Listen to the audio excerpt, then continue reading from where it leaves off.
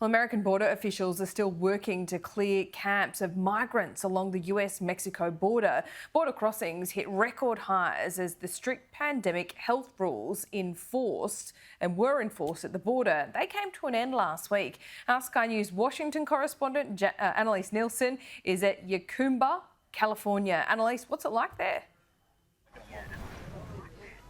Laura, we're just a few hours from San Diego, and it's along the border here that there's been a number of migrant camps that they're having trouble clearing out. So I just want to give you a sense of where we are. If you look on that hilltop over there, that is the Trump border wall that's stretching along the border of Mexico on the other side. In the desert here, at one point there were 800 people camping out, and you can see some of the tents that have been set up, established, because people have been camping here for days, waiting to get their asylum applications processed. And here's the last of these groups. They're waiting to go onto buses to be going to the migrant processing centres. These are the centres, though, that are overcrowded because there was such a rush as this pandemic-era Title 42 expired for people who were unsure what was coming next. This was their last chance. And when we've been speaking to people here, they're from all over the world. They're from places like Turkey, Uzbekistan, Kyrgyzstan.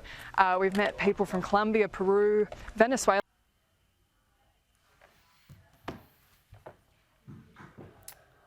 El Paso, Texas is a town that straddles the US-Mexico border, and just one of the many communities along the 3,100-kilometre stretch that was plunged into chaos at the expiration of Title 42. It was a policy implemented by Donald Trump in the early days of the COVID pandemic. It allowed border agents to turn away anyone who arrived into the US without a visa. Now some of the migrants who crossed over have gathered outside the Sacred Heart Church in downtown El Paso. I've never seen anything like this in my lifetime. And not in El Paso. I'm 38 years old, not in El Paso.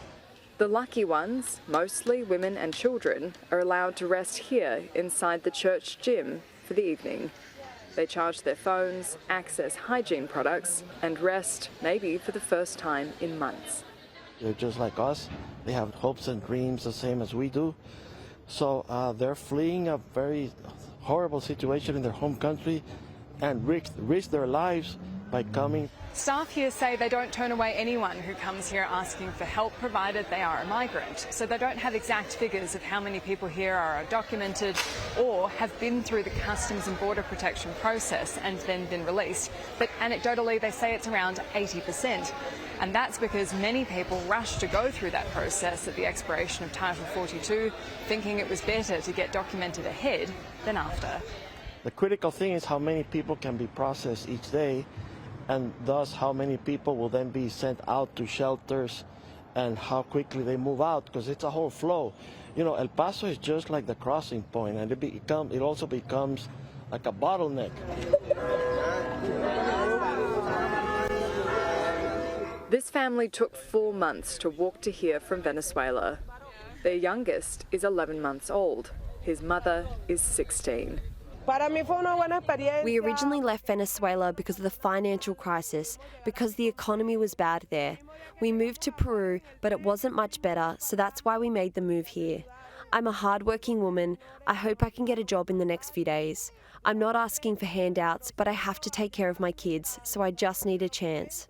They say they made sure to cross before Title 42 expired. Yes, we knew about Title 42, and that's part of what triggered us coming here. But we got here on the 8th, so we got in before that, and we have been processed.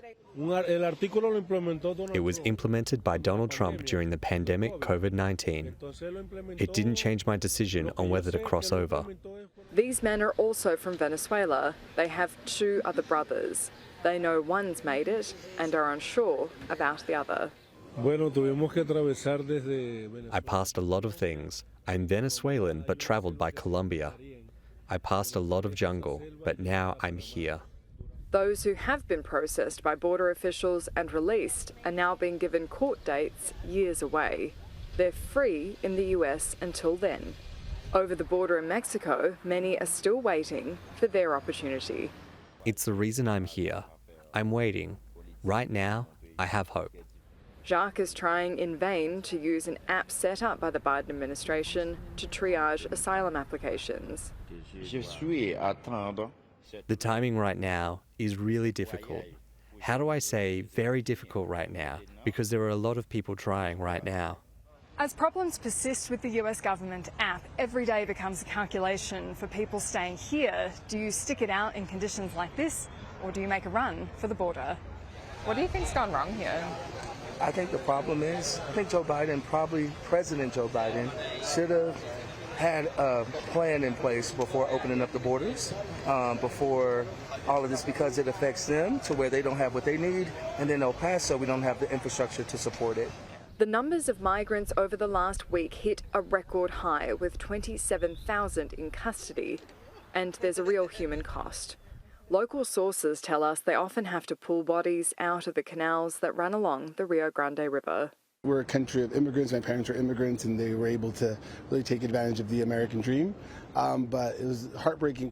And the people smuggling rings that are set to profit are still watching closely. Annalise Nielsen, Sky News, El Paso, Texas.